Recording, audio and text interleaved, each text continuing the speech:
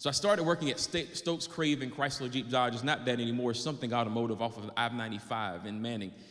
And I remember graduating that Saturday and then that Monday starting my full-time job.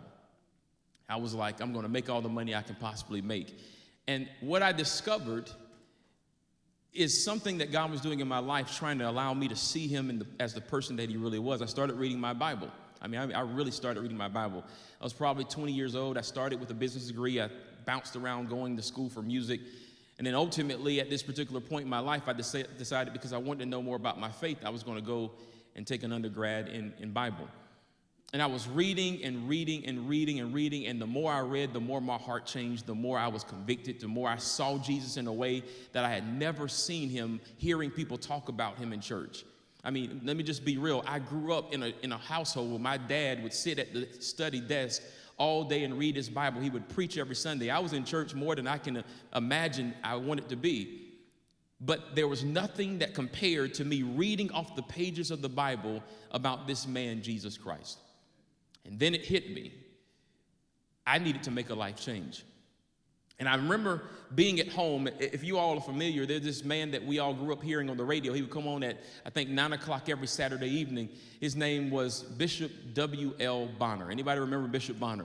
He would come on, shalom, shalom. He would talk all this stuff on the radio, and he would be, this raspy voice, and he would get on the radio and say, tomorrow, I want you to meet me in Columbia, South Carolina. I'm going to baptize 100 people. And he would come back the next week and say, we baptized 250. He was that kind of figure. And I remember saying to myself, Lord, I want to be used like that. I didn't want to be him, but I wanted to be useful to the kingdom of God. And I remember sitting in that hot room that had no air conditioner, the room that I carved out because I wanted to be alone as a teenager. I'm sitting in that room. It must have been 100 degrees outside, and I'm pouring out sweat, and I'm kneeling on this couch in my room, and I'm asking the Lord, what do you want me to do? I'm about 18 or 19 years old. Lord, what do you want me to do? What do you want me to do? And then my Bible, after I got up crying and snotting and, sweating all over the place, my Bible opens, and it opens to Matthew 28, 18 and 19. And at that point, it wasn't popular to teach, particularly in my community. You would want to be known as the preacher that was loud and, very present in the room. But the text that we read this morning taught us about the importance of discipleship. And it taught me as a young man that being converted was not enough. In fact, as I began to read scripture, what I discovered is God wanted a relationship through discipleship. There's a word that I didn't hear much growing up, discipleship. And this is the premise that I want to leave with you this morning. And this is a very important point that I think we should all walk away with this morning. The greatest calling any person can ever have is to be a disciple. And the reason this is important is because in our world, we take pride not over being a disciple, but being ministers, deacons, bishops, missionaries, youth directors, presidents, superintendents, all these different things. We take pride over the title, over the position. But what I want you to see this morning is that when I was struggling, God did not call me to be a preacher first. He called me to be a disciple first. And many times we get the two mixed up. We often think that when God is calling us, he's calling us to do something before we become something.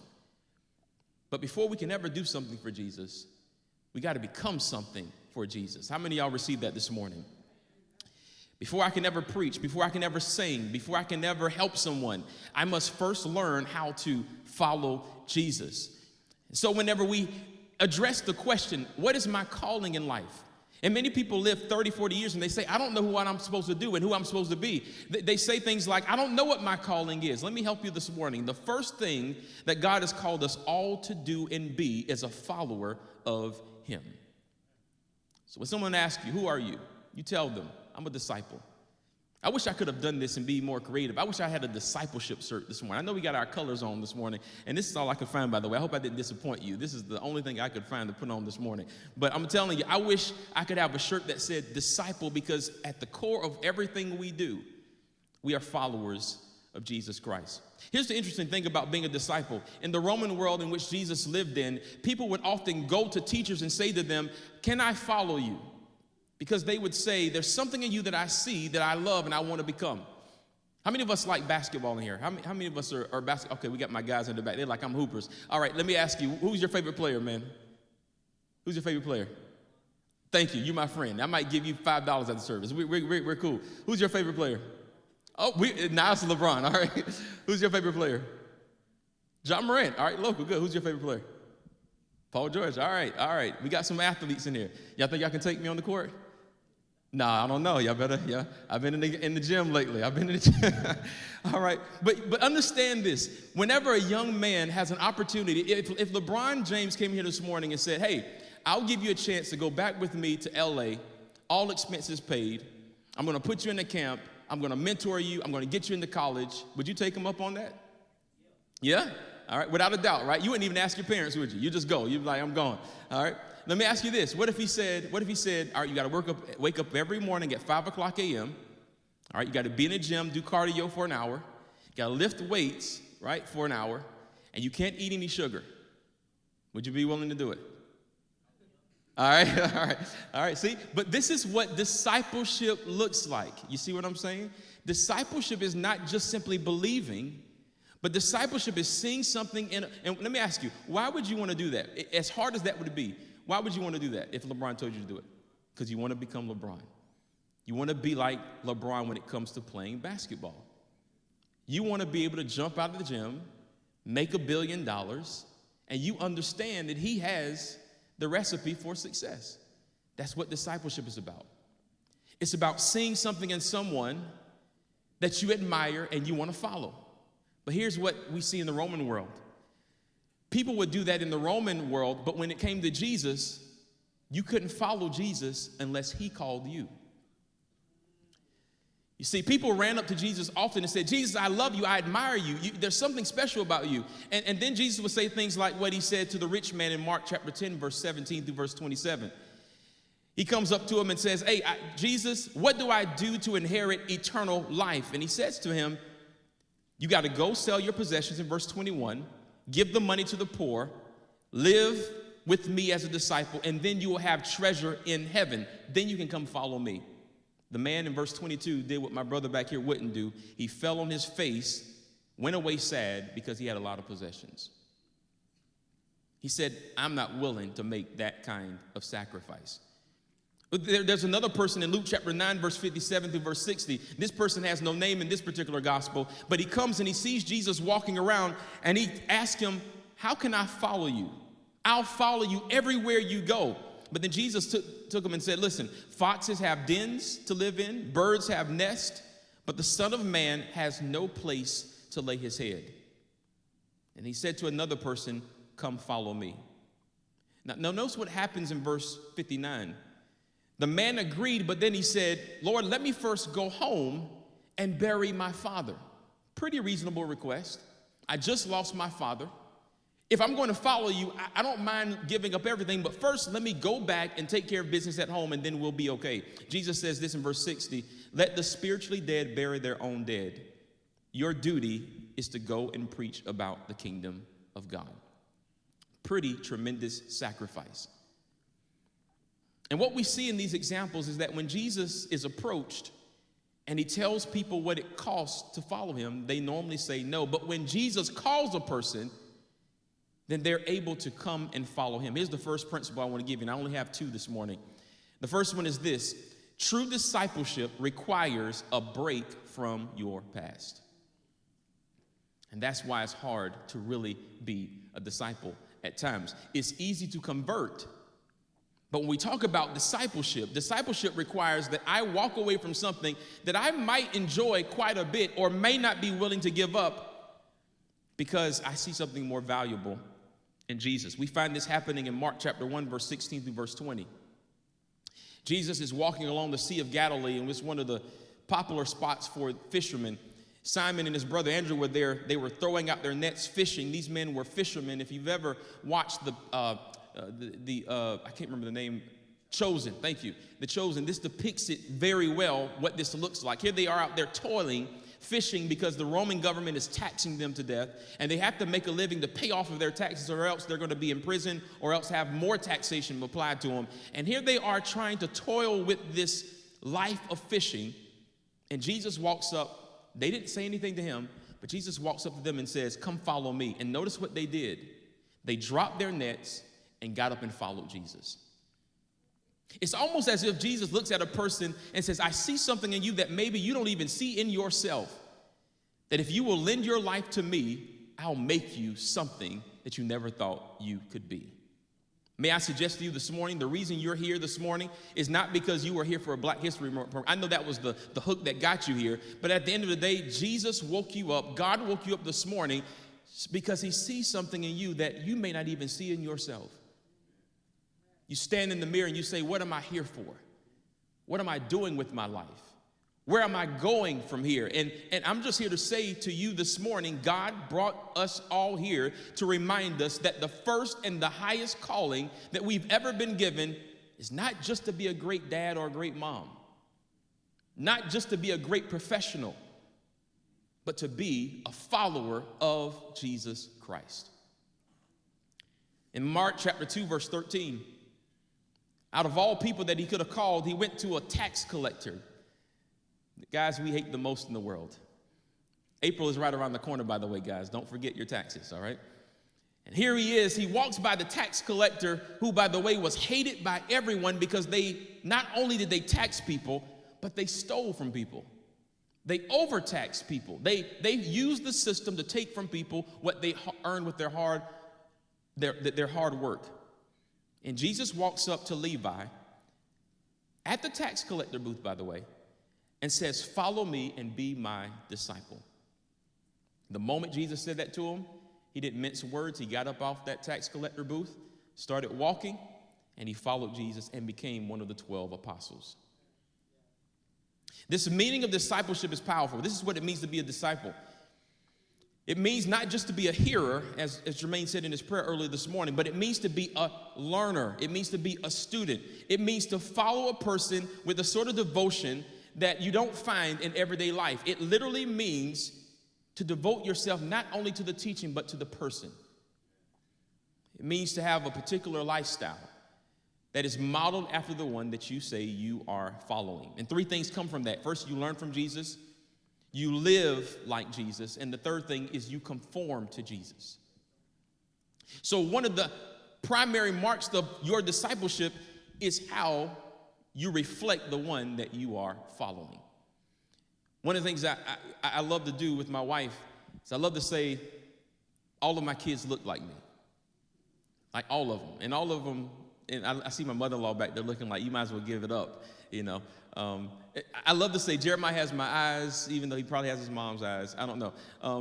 Brielle has my smile, even though I don't know. But every time I get a chance, I want to say they look like me because they're in some way a reflection of me. Just like your kids are a reflection of you. You take pride in that. And at some point in their life, even though they don't do it at the younger ages that you would expect, they actually take pride in being a reflection of you as they get older. I take pride in hearing someone say, you walk like your dad, or you think like your mom. It actually makes me feel good about myself because I know who my parents are. I know what they did to invest in me. I know the contribution that they make and have made in the world.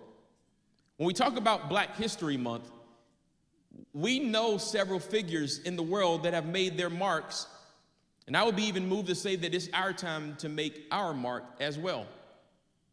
In fact, we know some very popular figures. I'm going to put some people on the stage. I know my older folk know this. I'm going to put them on the screen, but I want my younger folk, if you know these people on the stage, I want you to shout it out to the tip of your lungs and let us all know that you've been paying attention in history class. Is that all right?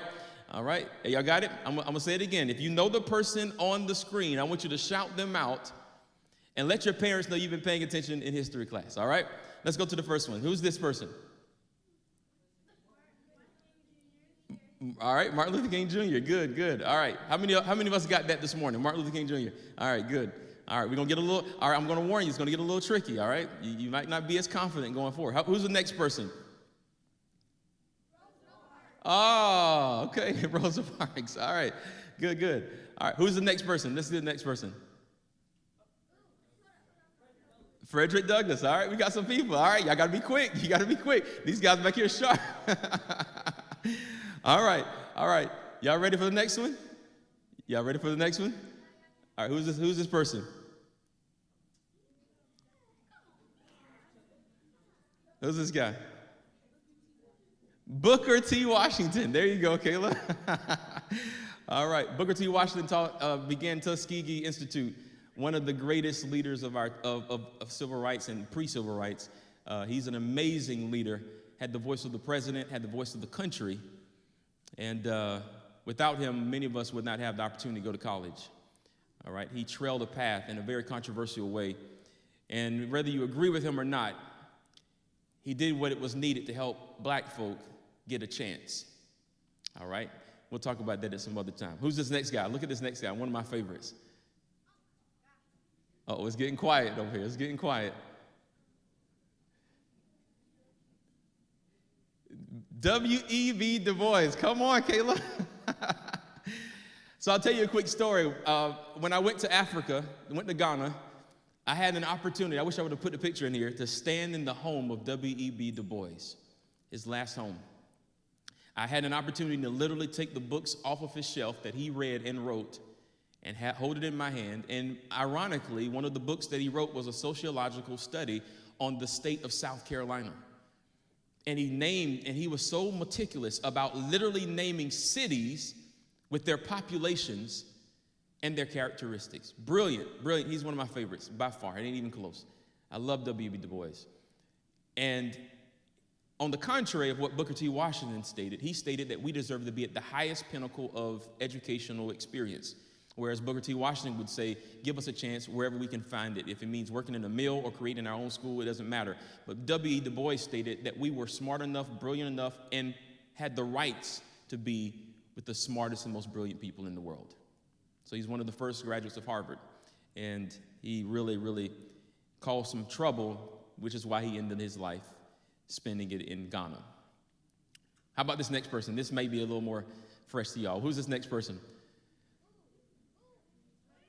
Harriet Tubman. All right, there we go.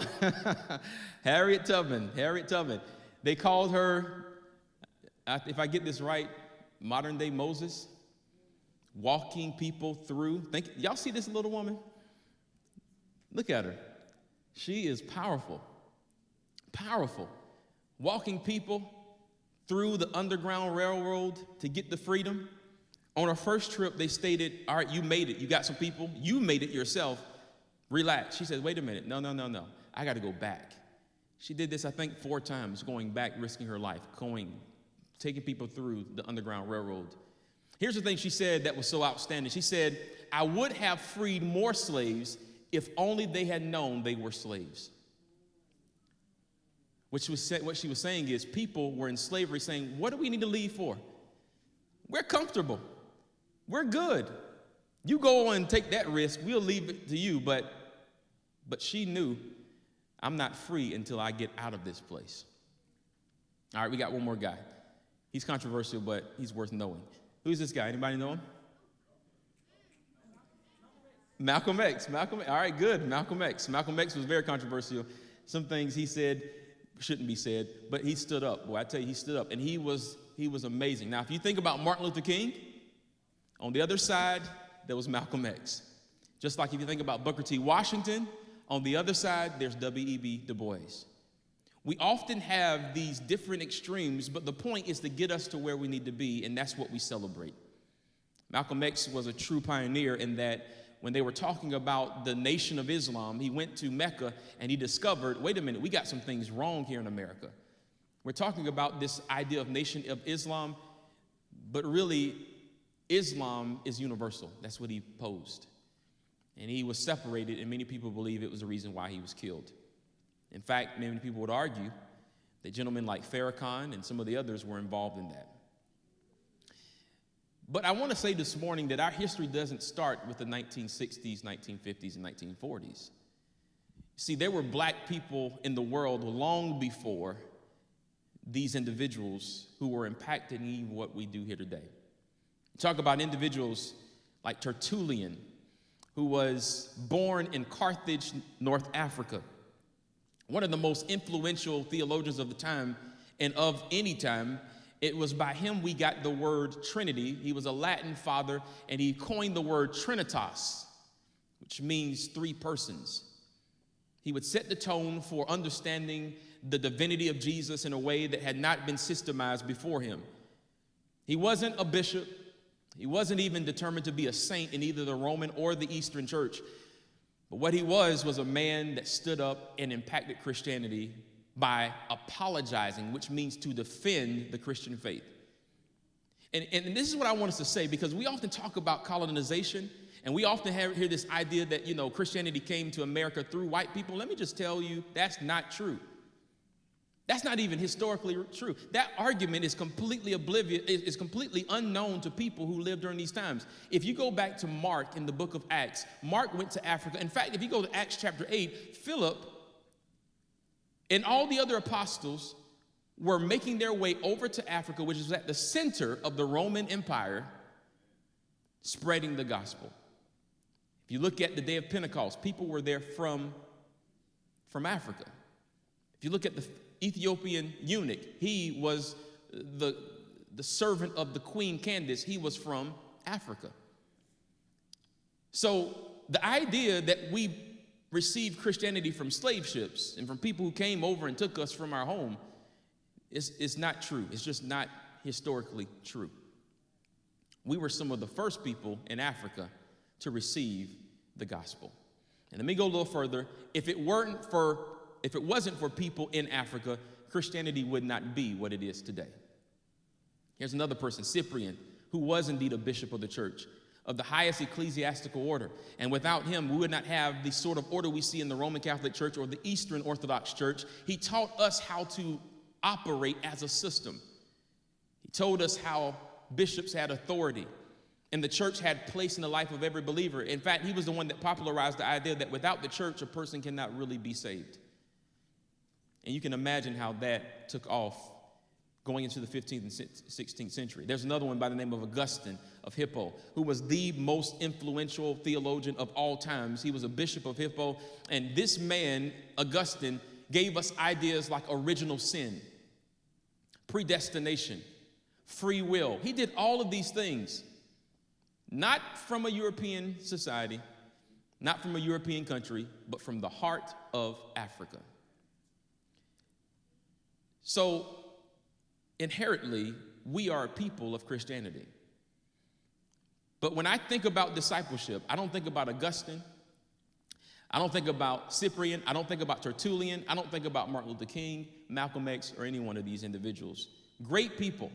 When I think about discipleship, I think about this young woman by the name of Perpetua. How many of us have heard of Perpetua before? No, okay, that's good. That's why I used her. I'm glad to hear y'all didn't know about her. Perpetua or Perpetua, if some people pronounce it that way, was born in Carthage, North Africa. She was born in 180 to 203, and I'm going to tell you something about this young woman. She was 23 years old when she died, barely living her life. Here she is under the Roman government, and the Roman government at this time, again, was surrounding Africa. And the Roman government had one rule: you maintain order by all means. What this meant is that as a Roman citizen or being under the Roman Empire, you could not frustrate the society in any way. And one of the best ways to keep society in order is to keep the gods happy, which is why during the 1st and 2nd century, you really didn't have much persecution as you would imagine, even though there was some persecution. But the big idea was that anybody can serve any god they want to serve as long as they serve the Roman gods first. Serve all your gods, believe what you want to believe, but make sure you serve the Roman gods. Why? Because we must keep the Roman gods happy in order to keep this society civil. This is what we say: who do you believe? Who is your personal savior? These are the words we use. They would have never asked that in the 1st century. They would have walked around saying, what gods do you sacrifice to? Who did you worship today? Who did you bring an offering to today? Because in their minds, we have to do something to the gods to make them do something for us. And so, in Roman religion, there's a nice book out there on this, and I don't want to bore you, but I think reading is good. Early North African Christianity, David Easterman wrote this book. This is what he says: Roman religion was fundamentally conservative and relied on a give and take relationship between gods and the people. It was based on what you did, not what you believed. The agreement was simple. If the Romans honored the gods with the proper sacrifices, then the gods would bless them and allow Rome to survive and prosper. This is why in the book of Acts chapter 17, you saw altars all over the place. Paul goes into Athens, there's an altar to this God and this God and this God and this God. And even there was an altar that says to the unknown God. Why? Because they were hyper-religious, superstitious even. And the point was, we got to worship all these gods to keep them happy, to make sure we have a decent life. And then there were the Christians. The Christians said, we don't serve any God but one God. And his name happens to be Jesus Christ. Not only did they see this as sacrilegious, but they saw it as atheistic. Many of the Christians that died during this time, they died because they didn't believe in the supposed gods. But then the other thing that they were claimed to have been is unpatriotic. Because the idea that they were facing was, how could you forsake offering a sacrifice to the gods that will make all of our lives more comfortable just because you say you believe in some man named Jesus? It was unpatriotic. How can you be so insensitive to all of us that you would make the gods so mad at us that all of us suffer because of your silly belief? And may I even say today, that's kind of the way we got to roll today if we're going to really be some Christians. You can't put your own belief over your true belief in Jesus Christ. And let me just say this, you couldn't put just your country over your belief. You got to believe in Jesus first. You want to know what's interesting about our society? Have you ever been to a church where you go around the church and you see and you look and there's all these wonderful things, and then in the corner there's tucked away an American flag? You say to yourself, and I've even seen it where they would stand up in church and say, I pledge the allegiance to the flag of the United States of America. Be as patriotic as you want, but let me just say to you, the time we're reading about right here, there was nobody that was a Christian doing those sorts of things, because they saw it as putting their country above their Savior, and they made a distinct difference between the two. So here's Perpetua, or Perpetua, if you will, 23 years old. She comes across the message of Jesus Christ, and she decides she wants to get baptized. And because Christians had developed a reputation of being exclusive and not inclusive, the Roman soldiers show up to kill them, literally, because they were saying, not just we believe in Jesus, but we believe in Jesus more than we do the Roman gods and the Roman government. And they're saying, all you have to do is take a little bit of these ashes, a little bit of these mints, throw it off to offer worship to the emperor. That's all you got to do. We don't even care that you worship your Savior. Just take this offering, sprinkle a little dust, and you can live forever. And Perpetua, at 23 years old, with a baby in her arm and one that had not even been weaned yet, looks at those soldiers and say, there's no way I'm going to go back on my faith in Jesus Christ. I will not worship the gods of Rome. I will not worship the emperor. I would rather die than to worship your gods. They understood the power of the Father in this time, because the Father was the head of everything. His word lasted forever. Over the slave, over the mom, over everything, the children, whatever he said went. So they said, hey, man, talk some sense into your daughter. The father comes up, and he has the baby in his arms. She's sitting in prison, refusing to worship the gods, and he has her baby in his arms. And he looks at her and says, why don't you stop this? Just do the sacrifice, get on with your life. You can still believe in your Jesus. Just do the sacrifice. And she looked at that baby in her father's arm, denied her father's word, and said, I will never turn my back on Jesus, and I will never worship the gods of Rome. Could you imagine that? You and I know how much we love our children. You and I know what we will give and what we would sacrifice for our children. In fact, parents, think about the many sacrifices you've made in your life for your children. And children, let me just say this. Every now and then it's good to thank your parents for the things they do for you. Because sometimes they do things they don't want to tell you about, and it costs them a whole lot to do it. Here she is looking at her father, whom she loved, whom she respected, but she loved Jesus more. The day came when it was time for her to take her life. Father shows up again, weeping, crying, baby in arm. And they walked those people who were committed to Jesus to the amphitheater to be eaten by wild beasts. And I don't know if you've ever seen anybody heading to death row. I've seen it a couple times. Those folk ain't laughing. They're not joyous. Some of them are crying. Some of them are somber. These individuals are walking to an amphitheater where they know there are going to be beasts there to eat them and tear their limbs apart, and they're joyous. They're celebrating. And they throw this young 23-year-old woman who had 2 kids in a world where, by the way, she was wealthy, rich, educated, learned, and an aristocrat. She threw that all away, and her life ended that day. Young black woman in little old Africa in the 2nd century of Christianity. Here's a question I got to ask you. What would make somebody do something like that? What would make a person say, I'm willing to give up everything, no matter how much I love it, no matter how much I treasure it, even my own children, which is even hard for me to say, even in this world right now. What would make a person do that? Well, she didn't see herself as just a convert or a believer. You know what she saw herself as? A disciple. And what did her master teach her? Her master went on a cross, died for the sins of the world, gave his life because it was the will of the Father. And because of what she saw in her master, she was willing to do herself.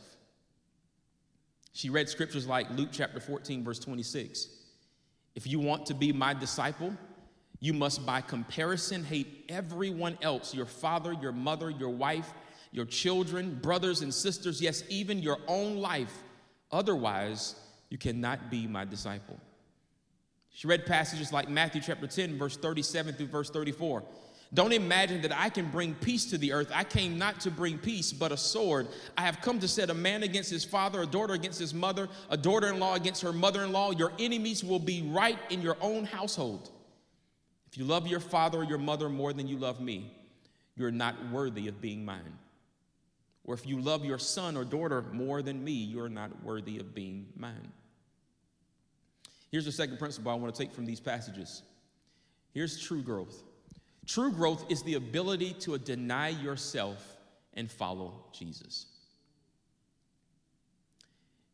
In fact, perhaps we're not really following Jesus until we deny ourselves of the things that we would rather have more than Jesus. Luke chapter 9, verse 23 through verse 26 says this. Listen to this.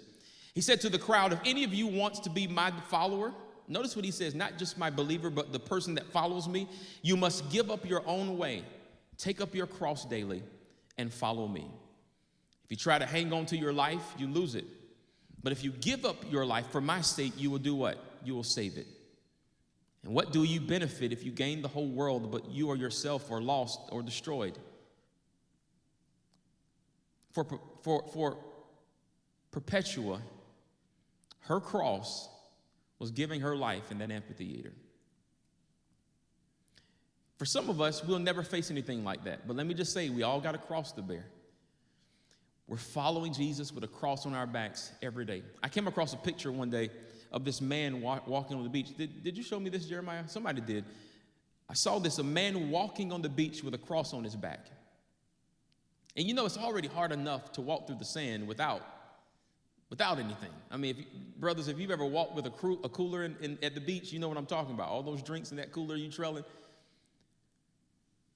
but he walked across the beach with this big old cross on his back, and he's tugging it along, and all he wants to display to everybody that it's not just about believing in Jesus, it's about taking up that cross. Here's the reward in that. You see, because we read stories like Perpetua, and we read stories like this in history, and we say to ourselves, man, I don't want to do that. I don't want to do that. That's just too much. I'll never give up these things that I'm holding on to. But notice what Jesus said. This is what I want to offer you this morning. Those who are willing to lose their life, that's when you really find it. That's the secret that no one tells us. Most of us spend our lives trying to hold on to our life, and all we're doing is losing it. We're losing it. Every time we turn around, we're losing an aspect of our lives. The true secret is that when we give everything over to Jesus, fully surrender to him, that's when we find the life we've been looking for. We didn't find that kind of example in the supposed heroes. We found this example this morning in a woman who was a young woman, by the way, who gave her life and gave up everything to follow Jesus. And that's what God is calling us to do in this last stage. You see, yes, we've believed, we've committed, we've settled, but now it's time to grow. So this morning, as we conclude, and thank God for all of these people in history that have given their lives, their blood, everything that they had to offer for us to sit in this room this morning and learn from them. We stand at the door and the opportunity to make an impact on someone else that will come after us. May I say this? The impact that we're looking to make on the world is actually the impact that we're supposed to make in our homes. It's the little children that are watching us every single day, seeing what we're going to do to help them get where they need to be. I'm going to offer anyone this morning the opportunity as we stand. Let's all stand. I'm going to offer you the opportunity, if you have not believed, committed, if you're not settled in Jesus, if you've not started your journey to grow with Jesus, I'm going to give you the opportunity to come and give your life to him this morning. Not to the church, but to Jesus Christ. Yes, please, can you do something for me? Just whatever you want to play. And then we're going to end in prayer this morning and ask the Lord to help us on this journey. Here's the thing I discovered. I was not done whenever I made a decision to follow Jesus. What Jesus wanted from me is a lifelong commitment to grow with him. And this is the beautiful thing. None of us in this room are perfect. Not one of us. We all fall, we all stumble. We sometimes get it wrong. We sometimes get miscalculated. But here's the beautiful thing. We're in a growth relationship with Jesus. We are disciples. We're learning and learning and learning who we ought to be every single day. So if you have been pondering in your mind what that looks like and how you can get plugged back in, we're here this morning as a community of believers to help you on that journey. Because life with Jesus is meant to be spent with each other. So if you feel convicted in your heart or moved in your heart this morning, we'll be here all day. We'll be around. We'll find a way to get you plugged in, and we'll find a way to work together. And many of us in this room have seen that happen. Just this time last year, we were at home. And it wasn't because of COVID. It's because we didn't have any place to go or anything to do. But we're here today because God tugged on our heart. And now we're growing in a flourishing relationship.